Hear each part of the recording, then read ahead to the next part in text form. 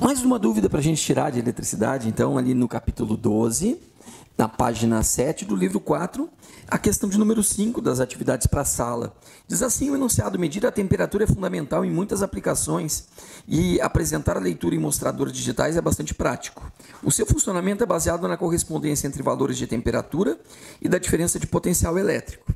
Por exemplo, podemos usar no circuito elétrico apresentado no qual o elemento sensor da temperatura ocupa um dos braços do circuito, o RS, que se encontra aqui, certo? E a dependência da resistência com a temperatura é conhecida.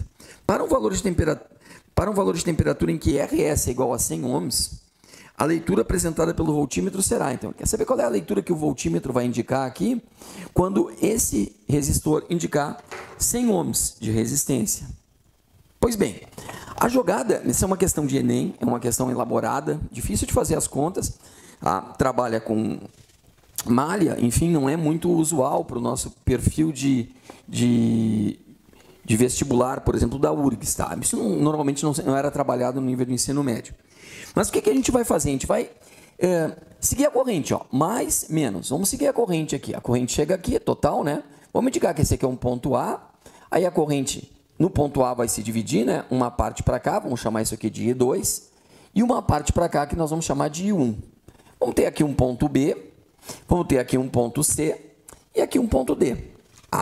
Então nós definimos aí alguns caminhos, ó. I1 para cá, o I1 vem para cá, ó, e I2 vem para cá. Alguém poderia perguntar, mas por que não vai passar a corrente pelo voltímetro?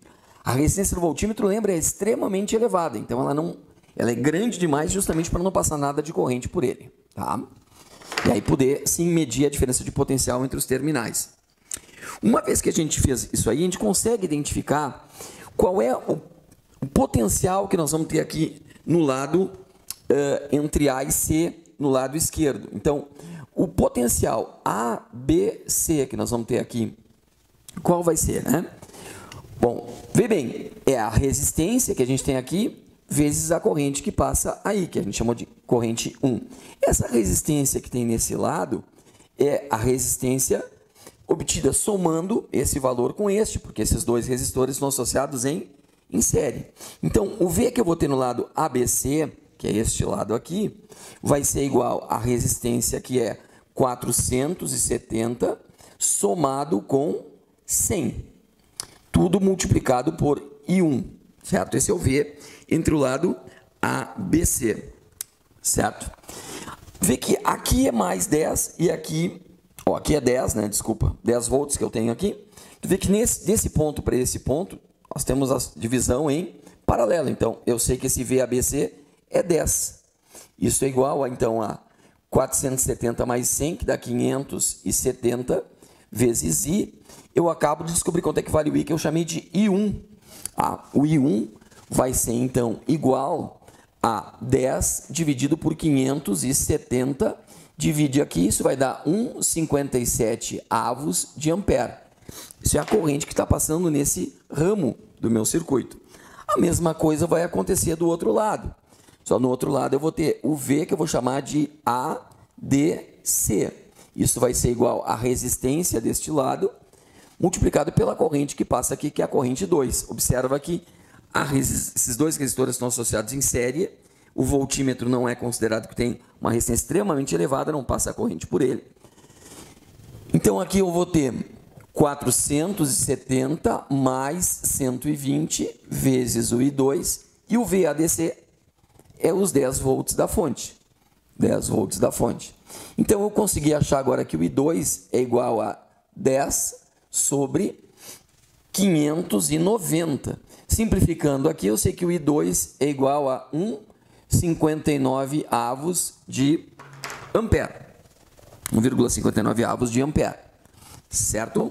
Uma vez que a gente calculou as correntes I1 e I2, o que a gente vai fazer agora é descobrir quanto é que é o potencial entre B e C e D e C. Aí nessa diferença de potencial, eu vou conseguir achar qual é a medição do voltímetro. Vê por quê? Esses resistores aqui estão associados em série. Os 10 volts que a gente tem aqui estão se dividindo entre esses dois resistores e entre esses dois resistores. Então, eu vou pegar aqui e vou calcular o V entre B e C. Tá? O V entre B e C vai ser a resistência BC vezes a corrente que passa ali, que é a corrente 1.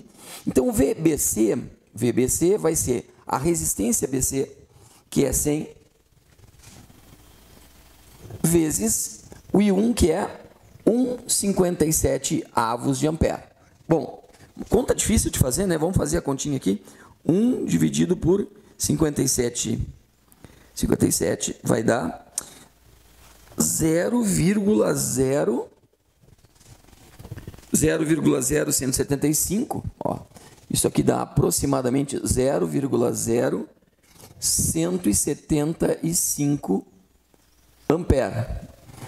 Vou multiplicar por 100 esse valor, e aí eu vou ter alguma coisa do tipo 0,175, é isso, né?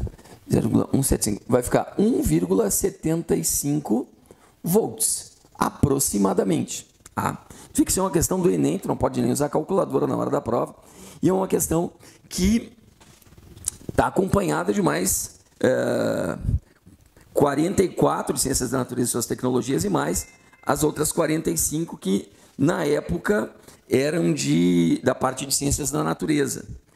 Ciências da Natureza, nada. As Ciências Sociais, aí, na parte de História, Geografia. Vamos fazer o mesmo cálculo agora para o DC, tá? O VDC é o R entre o DC e a corrente 2 que passa. Então, eu quero saber a diferença de potencial entre esses dois pontos. Então, o VDC vai ser igual ao RDC, que é 120, que é essa resistência aqui, vezes a corrente 2 que passa, que eu sei que é 1,59 avos. Mas quanto é que é 1 dividido por 59? Vamos dividir, então. 1 dividido por 59. Isso aí dá 0,0169. 0,0169. Então, vamos multiplicar isso aqui, 0,0169. Multiplicado isso por 120, vai dar 2,03 volts. 2,03 volts, certo? 2,03 volts. Bom, como o ponto C está ligado à Terra, né? Então, quer dizer que aqui é 0 volt, lá é 10, e aí nós temos as diferenças, certo? Então, vê bem, ele quer a voltagem no voltímetro, a diferença de potencial no voltímetro. Diferença de potencial no voltímetro. Então, o que ele quer achar de nós aqui é a diferença de potencial entre o B e o D. Entre o B e o D. Qual é a diferença de potencial entre o B e o D? Potencial em B, 1,75, menos no D, 2,03. Vou dividir subtrair 1,75 desse 2,03 e vou encontrar 0,28 negativo, 0,28 volts. Que é um valor bem próximo, né? Bem próximo de 0,3 volts negativo. Então, por isso aí a resposta da questão é a letra D. É a letra D. Mas é uma questão difícil, tá? Uma questão de Enem, de um nível de dificuldade elevado, não só no conhecimento físico, também nas contas matemáticas aí, né? Essa habilidade de fazer conta com números tão quebrados assim, demandando muito tempo, né? Por mais habilidade que a pessoa tenha para acertar a questão, vai gastar muito tempo. Isso tornou a questão certamente uma questão de nível de dificuldade bastante elevado.